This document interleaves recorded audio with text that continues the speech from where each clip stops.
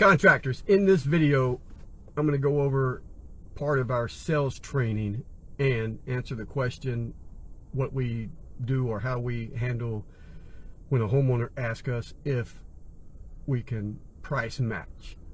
Yeah, that ain't happening. Hey guys, Brian Adams here, the Contractors Contractor.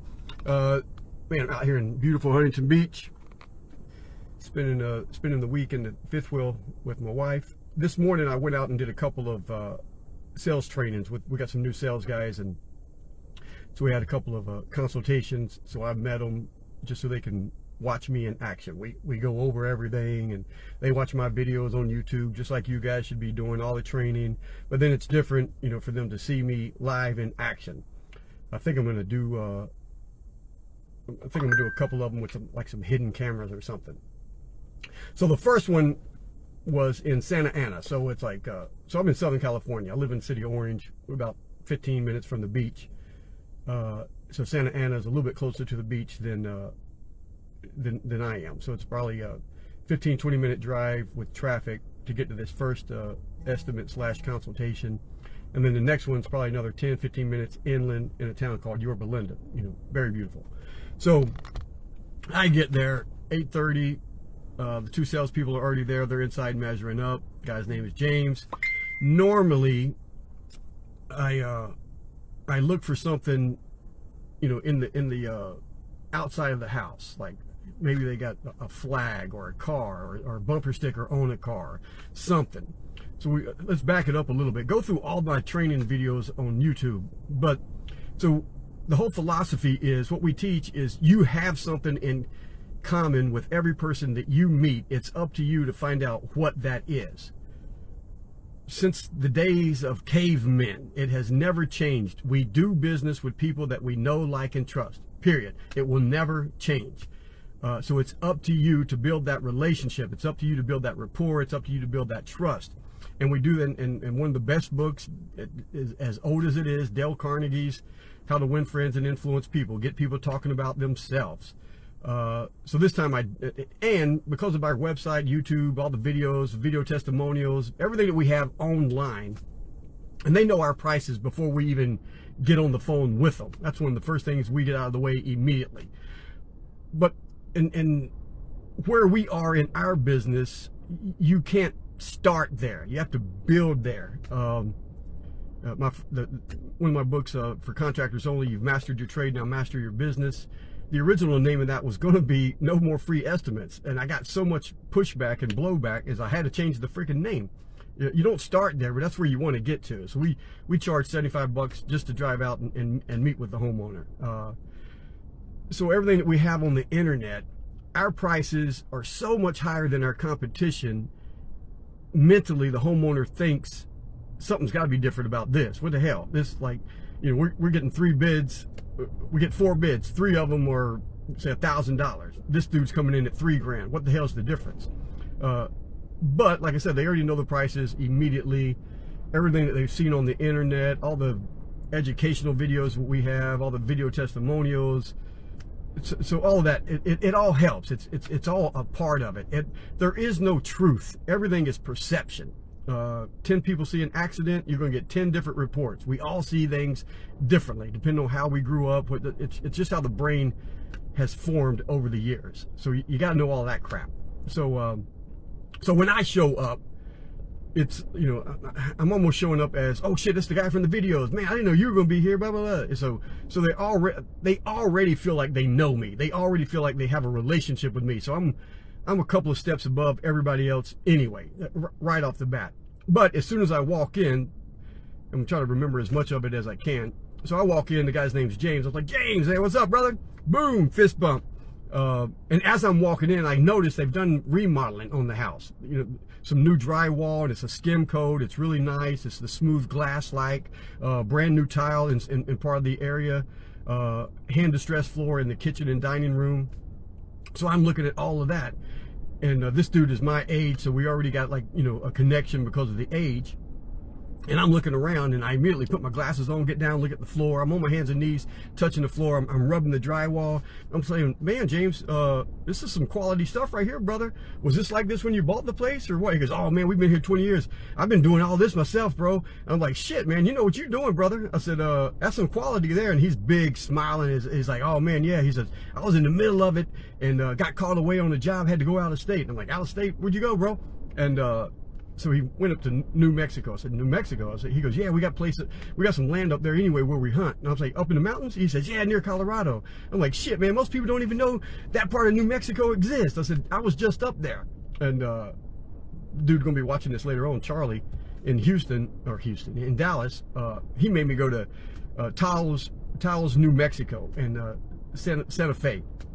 So I was telling this guy that. I said, man, I said, yesterday I had my New Mexico shirt on. He said, no, you didn't. I said, yeah, man, I was there this summer riding my motorcycle around. I went to Taos, New Mexico. And I said, you ever seen that show, 𝗪𝗁𝗪𝗏? He's like, I love that show. I said, man, this is the 𝗪𝗁𝗪𝗏 jacket. I bought it when I was up in Taos. I said, they act like the show is in Montana, but they film it in Las Vegas, New Mexico. And so we're back and forth. And so now we're best friends. So, and I had pointed out a couple of boards in one of the bedroom. I said, no matter who does your floor, brother, I said, those boards have got to be changed.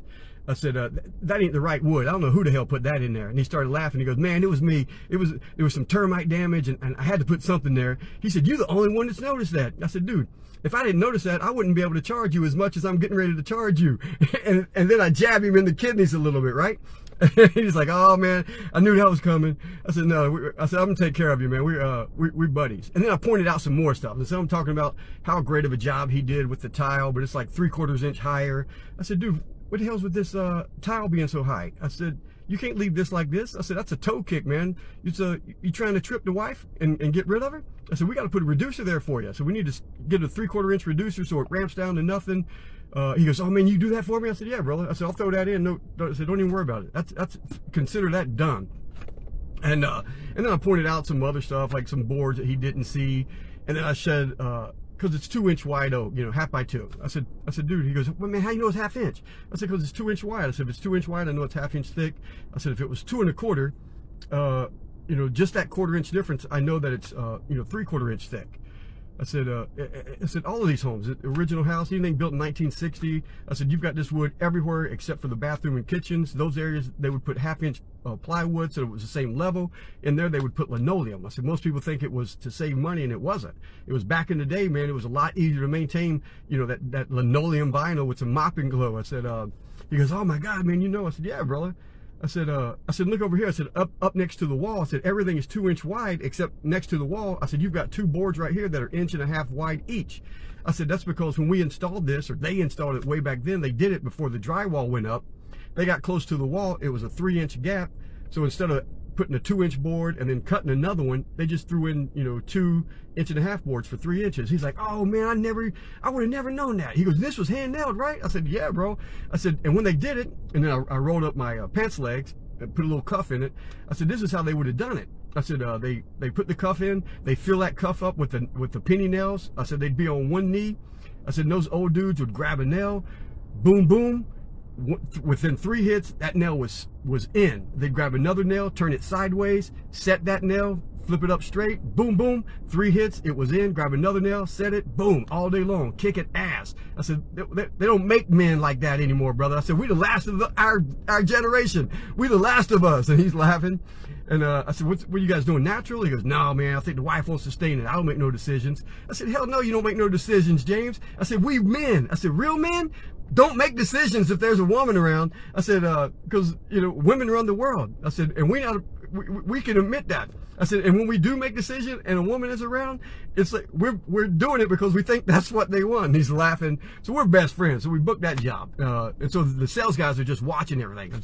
I stress to them over and over and over again, we don't talk about business until we're best friends. I said, because in the big scheme of things, if you've got a friend, you need your house painted, and one of your best friends paints houses, that's who's painting your house. You need some work done on your car, one of your best friends is an auto mechanic, that's who's doing the work on your car. So they're going out, you've got to have that friends. You got to be friends with them first, build that trust, let them talk about themselves. They'll share. I know more about this dude now than I know about some of my closest friends, that kind of crap, right? So we leave there, we drive inland out to this town called 𝗪𝘆𝗹𝗪𝗏. So, and that's a nice, it's inland, but it's nice because out there you can get a bigger lot, you know, especially in California. This dude had almost an acre, and that's huge for California, crazy huge. And it's a kind of a real small street, no parking. So we get there, and I got there before the two sales guys. So I'm walking around making sure it was the right address, and the address is like this small on the mailbox. And the gate was already open, and I see this guy up at the top, and I yell at him. I said, "Matt, is that you?" He said, "Brian, that's you from the videos?" I said, "Yeah, man, it's me. I'm walking around this damn town lost." I said, "What the hell you doing, bro? Nobody can find you." And he's laughing. He goes, "Man, I know." I said, "You got an address on the mailbox this big. If I didn't have my reading glasses on, I would have never found you." I said, "Well, you in the FBI witness protection?" And he's laughing. So already we're laughing and having a good time. He said, "Man, I just moved in November, bro. I was out there yesterday thinking, man, I gotta get some address numbers up. Where can I put them?" So we're talking, and I was like, I said, "Man, you moved in November." I said, where were you at before?" What the hell? Gotta cancel this. Let's see. Come on. Decline. There we go. Stay with me.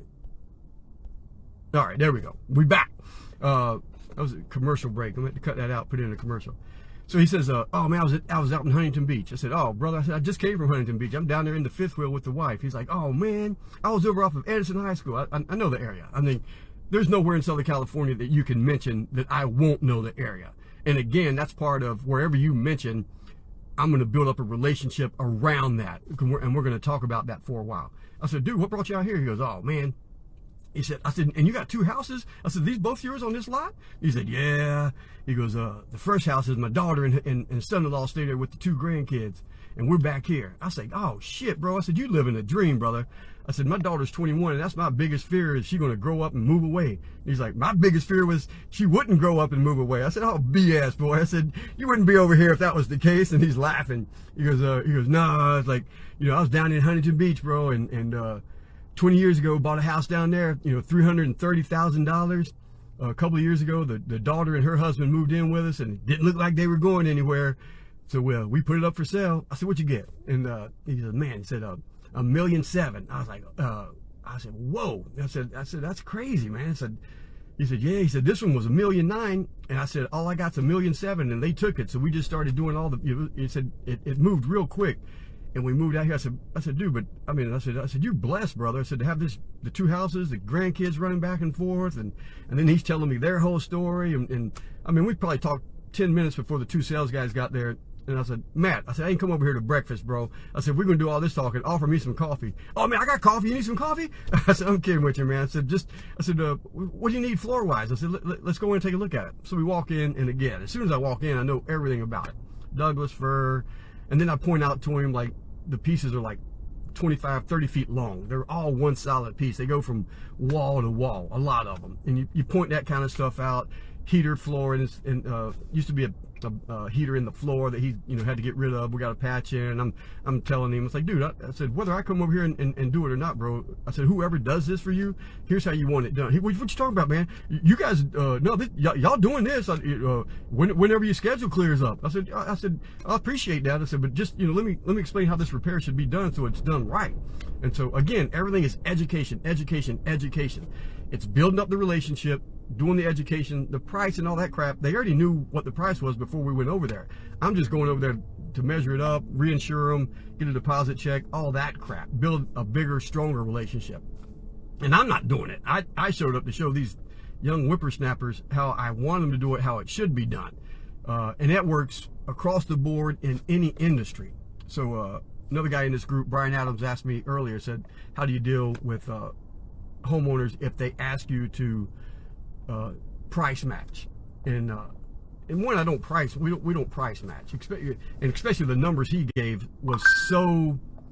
All right, part two. Looks like I got cut off with the internet. So real quick before this happens again, talking about, do we price match? So and Brian Adams, another guy in this group, not this Brian Adams, asked if we price match, and the numbers that he gave were like drastic, like double, like, you know, like 2,000 versus 4,000, and that's not even in the same ballpark. I mean, if it was a couple $100 here or there, maybe yes, but our prices are so high that, because everybody likes to feel like they're getting a deal. Even with the guy earlier, is like, I told him, hey man, I'm gonna knock off a couple $100 because man, I feel like we were brothers in another lifetime or something. He goes, oh man, I appreciate that. But our prices are high enough that we can come down, you know, when we want to. Just have to have a reason when you're coming down in prices. And I've got videos explaining all of that. So anyway, if you guys are watching, if you don't have my book for contractors only, reach out to me. You won't get the hard copy. The wife would kill me if I mail that out for free. But I'll email you the ebook form, you know, no charge, and our book. Do Facebook ads work? A couple of things. Just and the YouTube channel is just everything that I've learned over the last 40 years to help me grow businesses. So go in there and just you know, use that and grow your business. So yeah, we don't price match. They expect us to be higher because of, you know, all the information and content and stuff that we have on the internet. So hope that helps. Any questions, just reach out to me, and I'll get to them as soon as I can. Shoot me an email, whatever it is, through Messenger. All right, guys, whatever you're doing, hope you enjoy. We are out of here.